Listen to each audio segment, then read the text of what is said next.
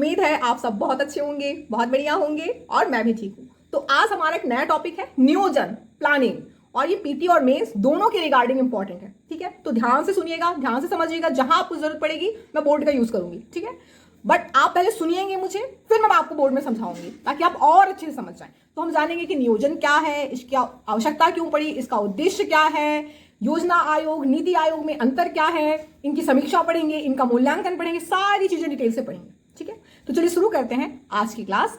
नियोजन, प्लानिंग।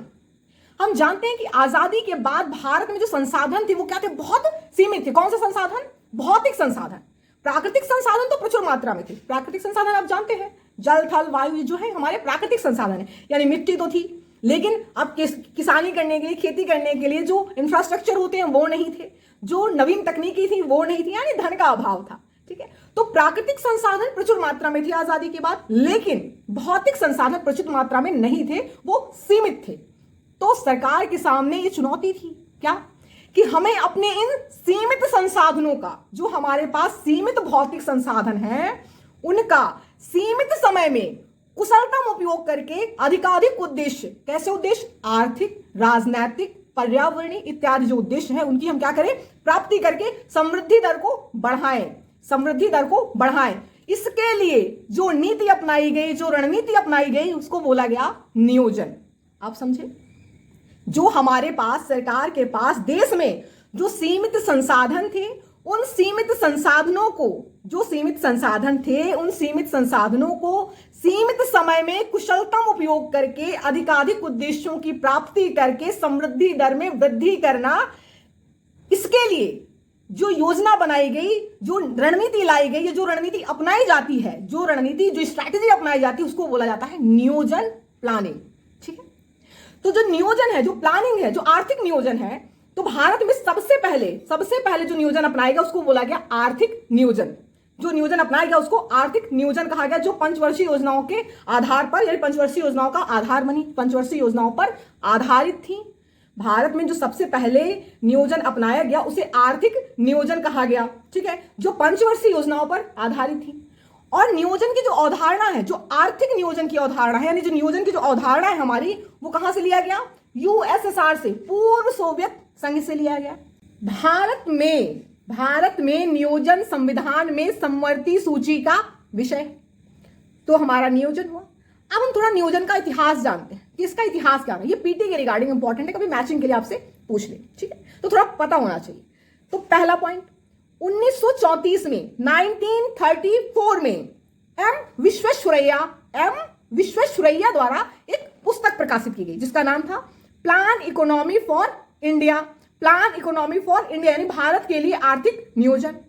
भारत के लिए आर्थिक नियोजन नाम से एक पुस्तक प्रकाशित की गई 1934 में एम विश्वेश्वरैया द्वारा। यही कारण है कि इन्हें नियोजन का जनक कहा जाता है। किसे? एम विश्वेश्वरैया को। अब आते हैं सन 1938 में, 1938 में भारतीय राष्ट्रीय कांग्रेस के हरिपुरा सम्मेलन में, इंडियन कांग्रेस की जो समिति हुई थी, हरिपुरा में सम्मेलन हुआ था, भारतीय राष्ट्रीय कांग्रेस का जो हरिपुरा सम्मेलन था, उसमें राष्ट्रीय नियोजन समिति का गठन किया गया। किसका? राष्ट्रीय नियोजन समिति का गठन किया गया, जिसके अध्यक्ष पंडित जवाहरलाल नेहरू को बनाया गया। कब? 1938 में, 1938 में। अब आते हैं तीसरे पॉइंट, 1944 में बंबई में, यानी मुंबई में, उस वक्त जो 8 उद्योगपति थे, उन 8 उद्योगपतियों द्वारा एक लाया गया क्या? बॉम्बे प्लान। ये भी क्या था? नियोजन से संबंधित था।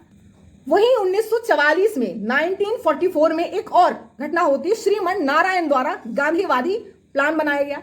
1944 में श्रीमन नारायण द्वारा गांधीवादी प्लान बनाया गया। 1945 में, 1945 में एम एन रॉय, क्योंकि एम एन रॉय जो थे वो मार्क्सवादी थे, इसलिए इनका जो फोकस था वो मजदूर वर्ग पर ज्यादा था, तो एम एन रॉय द्वारा जन योजना बनाया गया। किसके द्वारा? एम एन रॉय द्वारा, 1945 में।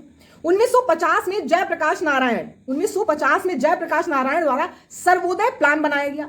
ये था हमारा नियोजन का इतिहास। 2 पॉइंट और थोड़ा समझिए, ये प्राचीन इतिहास जो रहा 1950 तक का। अब आते हैं 1950 के बाद। मार्च 1950 में, 1950 में योजना आयोग का क्या किया गया? गठन किया गया। योजना आयोग का गठन किया गया। इसके द्वारा आर्थिक नियोजन के रूप में पंचवर्षीय योजनाओं को क्या किया गया, शुरू किया गया, जो 5 वर्ष के लिए होती थी। तो पंचवर्षीय योजनाओं की जो शुरुआत हुई, जो पहली पंचवर्षीय योजना शुरू हुई वो 1 अप्रैल 1951 को शुरू हुई। पहली पंचवर्षीय योजना 1 अप्रैल 1951 को शुरू हुई तथा पंचवर्षीय योजनाएं जो समाप्त हुई वो वर्ष 2017 में, यानी 31 मार्च वर्ष 2017 में समाप्त हो गई। तब तक 12 पंचवर्षीय योजनाएं चलाई गई, यानी 1 अप्रैल 1951 से 31 मार्च 2017 तक 12 पंचवर्षीय योजनाएं चलाई गई। ठीक है, तथा 2015 में जो हमारा योजना आयोग था उसको समाप्त करके नीति आयोग को लाया गया। अब आप सोच रहे होंगे योजना आयोग को तो 2017 में समाप्त हुई, तो 15 में कैसे समाप्त किया? घोषणा कर दी गई कि भाई अब योजना आयोग आगे नहीं चलेगा 15 में, लेकिन अभी वो पूरा नहीं हो रहा था, उसका 5 वर्ष पूरा नहीं हुआ था, तो 31 मार्च 2017 में उसका 5 साल पूरा होना था, इसीलिए। ठीक है, तो 2015 में जो योजना आयोग था उसको समाप्त करके एक नया विषय, एक नया नाम दिया गया उसको, नीति आयोग। ठीक है, नीति आयोग का गठन किया गया। नीति आयोग द्वारा पंचवर्षीय योजनाओं को समाप्त करके 15 वर्षीय विजन प्लान, 15 वर्षीय विजन प्लान, 7 वर्षीय रणनीति प्लान और 3 वर्षीय कार्य योजना को शुरू किया गया। ठीक है, तो ये था आपका नियोजन का इतिहास, नियोजन का क्या अर्थ है। अब हम समझते हैं नियोजन का उद्देश्य। तो आपसे कोई नियोजन का उद्देश्य पूछे तो आप एक वर्ड याद रखिएगा, जेम्स, GEMS, GEMS, आप इसको लिखिए। G stands for growth, G means growth, समृद्धि। तो दूसरी पंचवर्षीय जो योजना थी उसका उद्देश्य क्या रखा गया? समृद्धि, G स्टैंड्स फॉर ग्रोथ। दूसरा हमने क्या बोला? E means equity, E stands for equity, समता, समानता नहीं, समता। समता और समानता में थोड़ा अंतर है, थोड़ा समझिए। जैसे क्या होता है कि अगर कोई ये बॉल है, यहाँ पे कोई ये चीज रखी हुई है, ये 6 फीट पे रखी हुई है। ठीक है, अब 6 फीट के व्यक्ति को चुनना है, 6 फीट के व्यक्ति को चुनना है कि जो दौड़ के आएगा इसको पहले उठा लेगा वो जीत जाएगा। अब एक व्यक्ति जो 3 फुट का है, एक व्यक्ति 6 फुट का है, अब जो 3 फुट का है वो दौड़ के आ भी जाएगा तो उसको पाएगा नहीं 6 फुट की ऊंचाई में, तो इसके लिए उसको रिजर्वेशन देना होगा, यानी 3 फुट तक का कोई टेबल, कोई चीज रखनी होगी ताकि जब वो पहले दौड़ के आए तो उस पर चढ़ के उसको पा सके। इसी को बोला जाता है समता, यानी समानता देने से पहले हमें समता लाना होगा। ठीक है, दोनों को दौड़ाएं रेस में, इससे पहले जिसमें जो कमी हो उसको दूर करें, उसमें जो इक्विटी लाएं, उसमें जो कमी है उसको दूर करें, फिर समानता की बात होती है। ठीक है, तो E स्टैंड्स फॉर इक्विटी, समता। और जो हमारी चौथी पंचवर्षीय योजना थी इसका मुख्य उद्देश्य यही था सॉरी, GE हो गया। M स्टैंड्स फॉर मॉडर्नाइजेशन, यानी आधुनिकीकरण। तो 6वीं और 7वीं पंचवर्षीय योजना का जो उद्देश्य था वो यही था कि आधुनिकीकरण लाना है, आधुनिकीकरण करना है। S stands for self reliance, आत्मनिर्भरता, S stands for self reliance, आत्मनिर्भरता। और हमारी जो तीसरी पंचवर्षीय योजना थी इसका मुख्य उद्देश्य, मुख्य लक्ष्य यही था। तो ये है हमारा नियोजन का उद्देश्य, क्या है? समृद्धि, समता, आधुनिकीकरण और आत्मनिर्भरता, ये हमारे नियोजन का उद्देश्य है। अब आपसे कोई पूछे कि नियोजन की आवश्यकता क्या है, वही जो उसका उद्देश्य है। क्योंकि अगर हम कोई चीज ला रहे हैं, किसी चीज में कोई चीज है, हम बोले कि ये ग्लास है, इसमें पानी, और मैंने कहा कि मुझे ग्लास चाहिए, मुझे ग्लास का पानी चाहिए, इसका मतलब, ठीक है, तो अगर हम किसी चीज को लागू कर रहे हैं तो इसका मतलब जो उसके उद्देश्य है उसकी हमें प्राप्ति होगी। तो नियोजन की अगर कोई पूछे कि आवश्यकता क्या है, तो पहला, भारत को उस वक्त, भारत हमने बोला ना कि भारत उस वक्त जब हमारा देश आजाद हुआ था, जो हमारी समृद्धि दर थी, वो 2 से 3% थी, क्योंकि हमारी जो बचत थी वही हमारी 9% थी। तो भारत को निम्न आय संतुलन के जाल से बाहर निकालना, लो इक्विलिब्रियम इनकम ट्रैप से बाहर निकालना, पहला इसकी आवश्यकता थी लाने के लिए।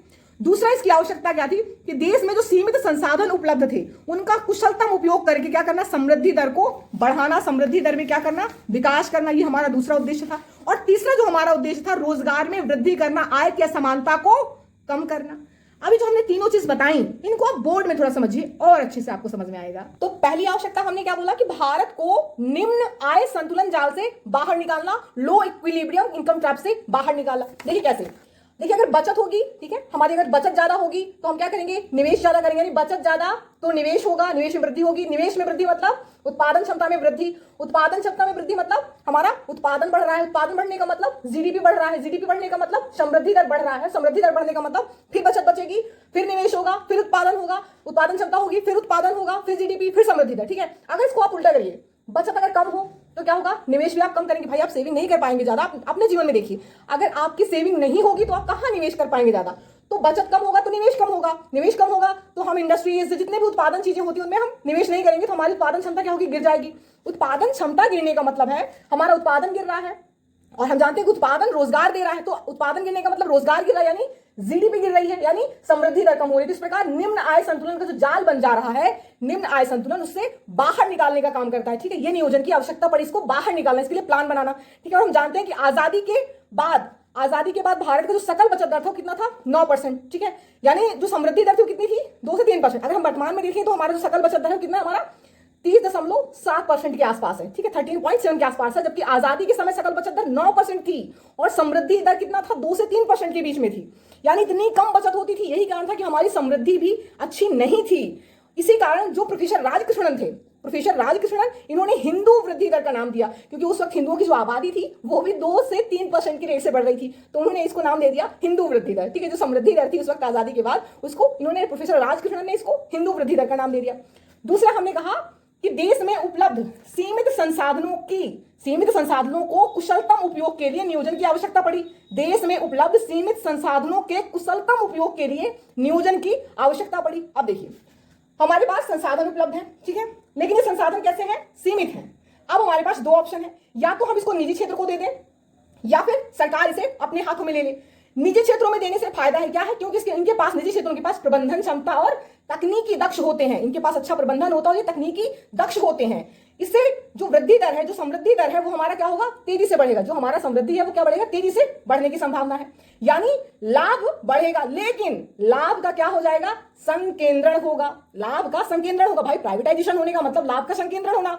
लाभ का संकेंद्रण होना, एक वर्ग बहुत ज्यादा लाभ कमाएगा और एक जो लेबर क्लास रह जाएगी। ठीक है, यानी आय की असमानता बढ़ जाएगी, यानी जो गिनी गुणांक है उसमें तेजी से वृद्धि होगा। गिनी गुणांक का क्या मतलब होता है, जो आय की असमानता को दर्शाता है। ठीक है, तो गिनी गुणांक में क्या होगा, तेजी से वृद्धि हो जाएगी। दूसरा ऑप्शन क्या था कि जो हमारे उपलब्ध सीमित संसाधन थे उसका उपयोग सरकार करे, तो यानी जो पहला ऑप्शन था निजी क्षेत्र, उसको अब हम खारिज कर रहे हैं।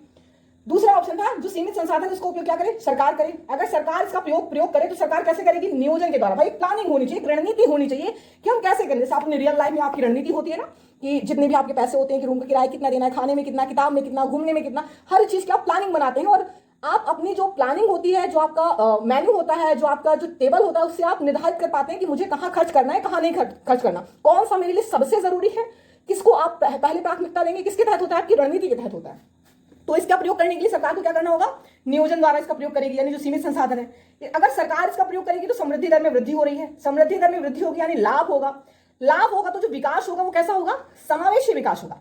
अब लाभ का संकेंद्रण किसी एक वर्ग के पास नहीं होगा, अब लाभ का सभी को फायदा मिलेगा, यानी लाभ का क्या हो रहा है, समावेशी विकास हो रहा है। ठीक है, जो लाभ प्राप्त होता है उससे समावेशी विकास हो रहा है, यही इसका मतलब है। दूसरे में, तीसरे में क्या कहा गया कि देश में रोजगार और सामाजिक न्याय को बढ़ाने के उद्देश्य से नियोजन की आवश्यकता पड़ी। अब देखिए, नियोजन है, ठीक है, हमने कहा समृद्धि दर, हमने प्लान बनाया, रणनीति बनाई, हमारी समृद्धि दर बढ़ी।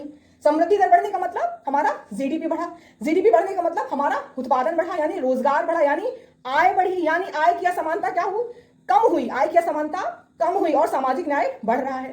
ठीक है, तो हम देख रहे हैं कि देश में रोजगार और सामाजिक न्याय को बढ़ाने के उद्देश्य से भी क्या हुई, हमारी नियोजन की आवश्यकता पड़ी। नियोजन को लागू करने की और भी आवश्यकता थी, और आवश्यकता पड़ी, जैसे केंद्र और राज्य के बीच सहयोगात्मक संघवाद को बढ़ाने के लिए, क्योंकि हम जानते हैं कि नियोजन कौन सा विषय है, समवर्ती सूची का विषय। समवर्ती सूची का विषय का मतलब होता है जिसमें केंद्र और राज्य दोनों अपने अपने विषय बना सकते हैं, लेकिन यानी केंद्र और राज्य दोनों उस पर अपनी अपनी नीति, विषय, कानून जो भी बनाना चाहे, योजना लाना चाहे, ला सकते हैं, लेकिन विवाद की स्थिति में केंद्र की बात मान्य होती है। ठीक है, तो केंद्र और राज्य के बीच सहयोगात्मक संघवाद को बढ़ावा देने के लिए नियोजन को लाया गया, या नियोजन की आवश्यकता पड़ी। एक और हम जानते हैं कि नियोजन की आवश्यकता क्यों पड़ी। हम जानते हैं कि जो वैश्वीकरण का जो दौर था उस वक्त जो राष्ट्रीय हित में संरक्षण के लिए भी हमें नियोजन की आवश्यकता पड़ी।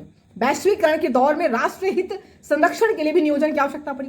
अब ये कैसी बात हुई, हम जानते हैं कि जब हमारा देश आजाद हो रहा था 1947 में, उस वक्त विश्व में ग्लोबलाइजेशन था, वैश्वीकरण था, सभी देश आपस में इतनी तेजी से विकास कर रहे थे, एक दूसरे से जुड़ रहे थे, लेकिन भारत ने खुद को अलग किया हुआ था। भारत एलपीजी सुधार वित्तीय वर्ष 1991-92 में लाता है।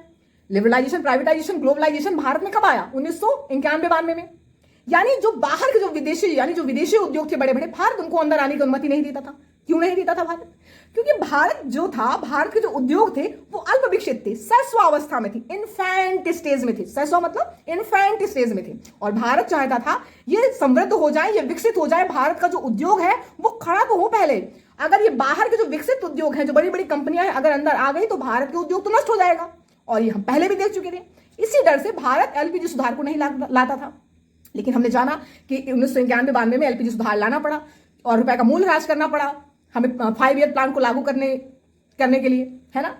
तो 1991-92 में एलपीजी सुधार लाए गए, लेकिन उससे पहले भारत क्या करता था, राष्ट्रीय हित के संरक्षण के लिए, राष्ट्रीय हित संरक्षण के लिए भी नियोजन की आवश्यकता पड़ी। यानी भारत में कौन सी उस वक्त जो एलपीजी सुधार से पहले कौन सी नीति थी, उस वक्त जो नीति थी वो शैशव उद्योग संरक्षण की नीति थी, इन्फेंट इंडस्ट्री प्रोटेक्शन पॉलिसी की नीति अपनाई गई थी। इन्फेंट इंडस्ट्री प्रोटेक्शन पॉलिसी, शैशव उद्योग संरक्षण की नीति अपनाई गई थी।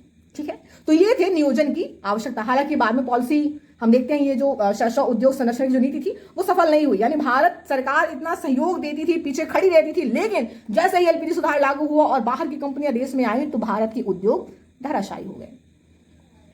तो ये था हमारा नियोजन कि नियोजन क्या है, नियोजन के उद्देश्य क्या है, उसकी आवश्यकता क्यों पड़ी और उसका इतिहास क्या था। नेक्स्ट हम आगे जानेंगे नियोजन के बारे में और भी बहुत सारी चीजें, नियोजन के प्रकार जानेंगे, ठीक है, इसकी प्रक्रिया जानेंगे कि इसकी प्रक्रिया कैसी है। चलिए मिलते हैं अगली क्लास में। हंसते रहिए, मुस्कुराते रहिए और बहुत टेंशन मत लीजिएगा, ठीक है, आराम से सब हो जाएगा। जय हिंद, जय भारत।